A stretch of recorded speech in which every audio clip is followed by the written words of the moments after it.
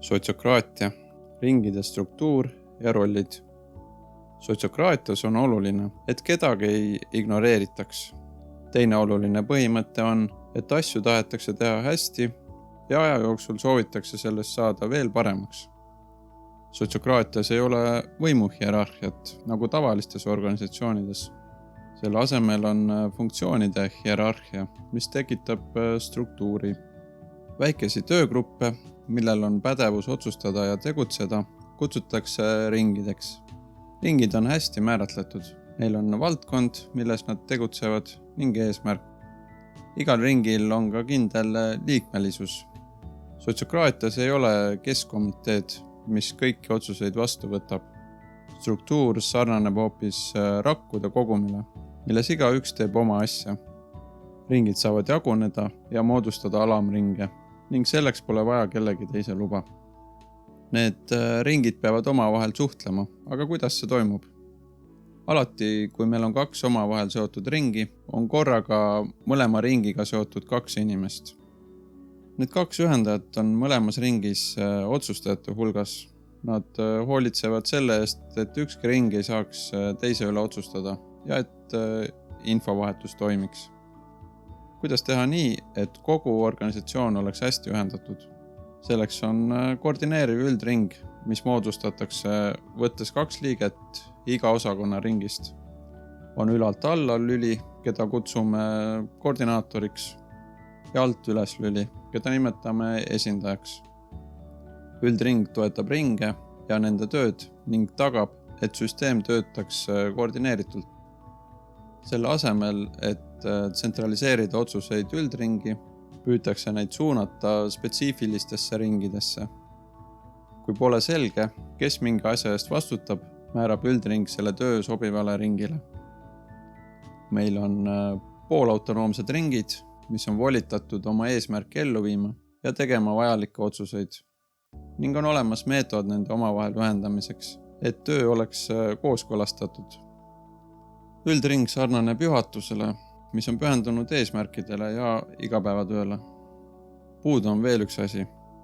Igapäevatööd peaks suunama organisatsiooni missioon.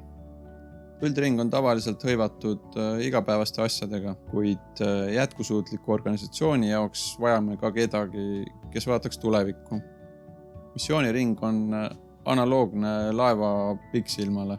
See aitab järgida õiget kurssi, et organisatsioon oleks ühendatud oma missiooniga. Erinevus üldringist on, et missiooniring ei koosne organisatsiooni juhtidest. Kes on selles missiooniringis ja kuidas on see seotud ülejäänuga? Idee on selles, et missiooniringi liikmed pakuvad organisatsioonile välist vaatenurka, inspiratsiooni ja eriteadmisi. Need võivad tulla väljaspoolt või organisatsiooni seest. Hoides teatud perspektiivi, on nad huvigrupiks, mis hoolib organisatsioonist. Ja loomulikult on ka missiooniringil topeltühendus üldringiga. Selline organisatsiooniline struktuur on väga paindlik.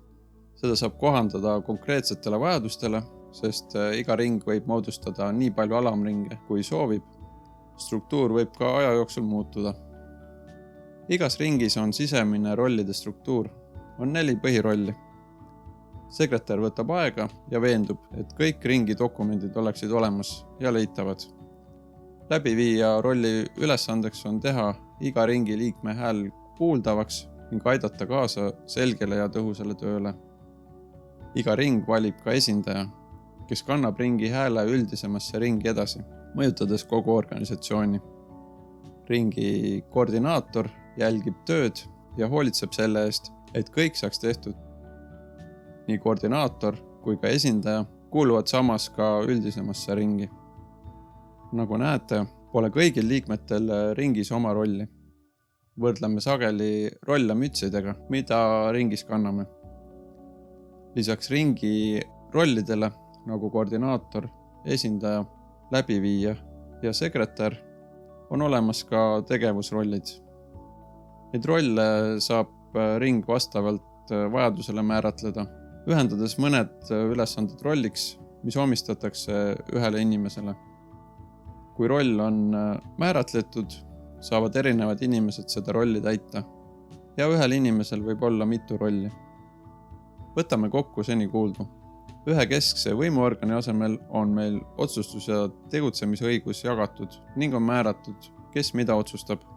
Samuti on oluline läbipaistev ja toimiv infovoog, et kõik erinevad jõupingutused, ringid ja tegevused oleksid süsteemsed ja looksid sünergiat. Sotsiokraatia kasutamiseks ei pea seda aastaid õppima, sest palju olulisem on julge pealehakkamine. Püsime ühistarkuses.